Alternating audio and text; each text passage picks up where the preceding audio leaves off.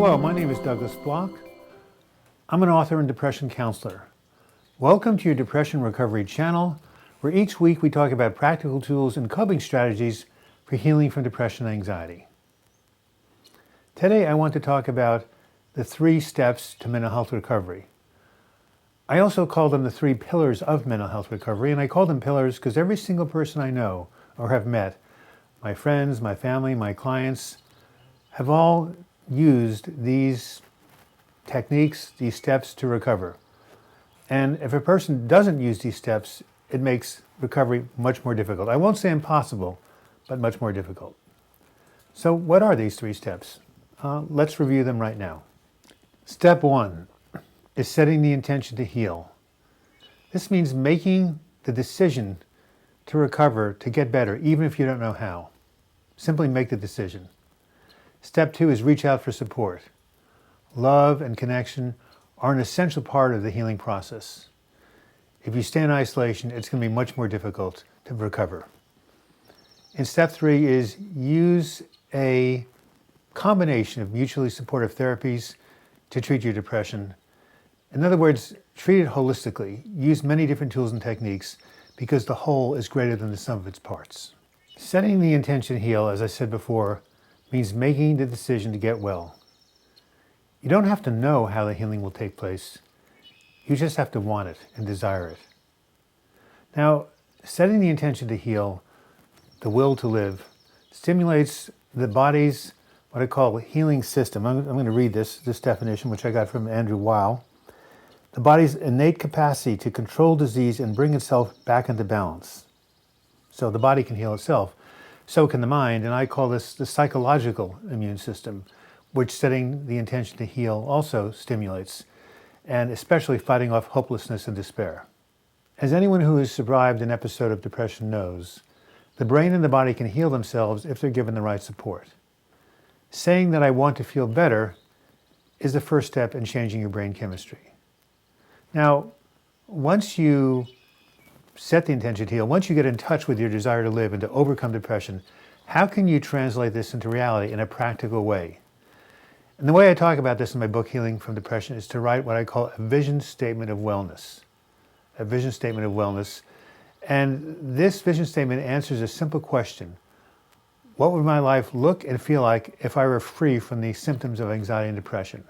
Once you get in touch with how you would be physically, emotionally, mentally, and spiritually, then simply write a paragraph or 2 that explains or illustrates this vision of recovery. This is very powerful because all things in life are created twice, first in the mind and then in the world of form. This is why in the 7 Habits of Highly Effective People, Stephen Covey writes, begin with the end in mind. Begin with the end in mind. That's what we're doing. We're beginning with the end of mind. We're beginning with the outcome we seek in getting better. Now, I describe this in much more detail in my book, Healing from Depression, and I've decided to make a whole video on simply how to write a vision statement of wellness. Look for that in the upcoming videos. Because human beings are pack animals, we are hardwired for connection. Think of the bond between mother and child. This is why social support is essential for depression recovery. Having healthy relationships not only helps to heal from depression, but it helps to prevent its recurrence. Isolation, on the other hand, makes us more vulnerable to physical and to mental illness. It's that simple.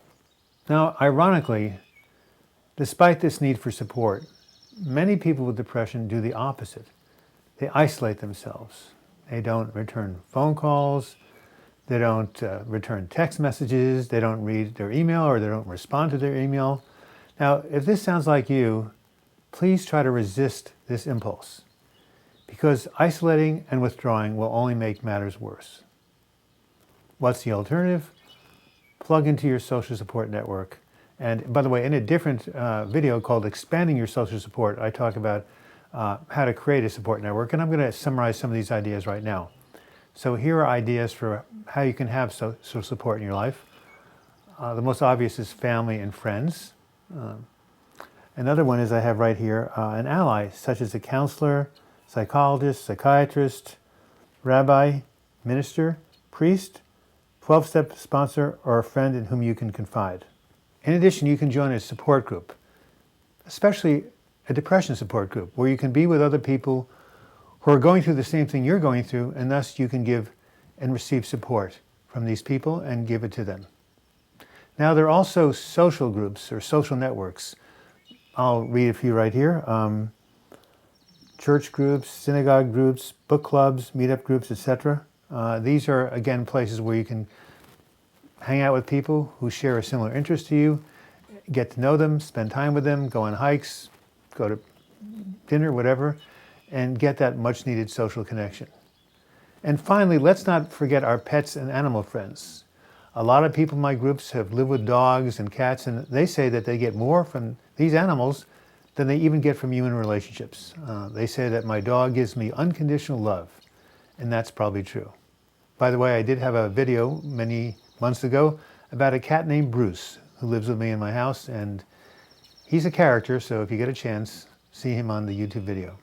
As I said, step 3 says, treat your symptoms using a combination of mutually supportive therapies. An example of this is the way we treat heart disease. If you went to your cardiologist and wanted to know how to prevent a heart attack or maybe to recover from one, he or she would probably say, well, here's a cholesterol-lowering drug, watch your diet, don't eat too much fat, exercise 3 or 4 times a week, and cut down on the stress in your life.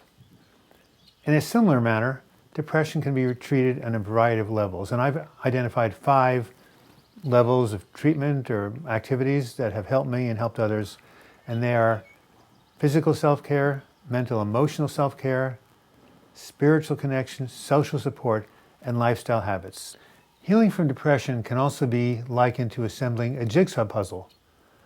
For the puzzle and ourselves to be whole and complete, all of the pieces must be in their proper place. So these are the 3 steps to mental health recovery. Set the intention to heal, reach out for support, and use a combination of mutually supportive therapies to treat your symptoms. Now, these 3 steps are meant to be used in combination, in conjunction. If you only use 1 or 2 of them, you may not make a whole lot of progress. But if you use all 3 together, you will make progress towards your mental health recovery and your healing. And by the way, before I sign off, I wanted to let you know that I go into much more detail of each of these 3 steps in some videos I have on my channel.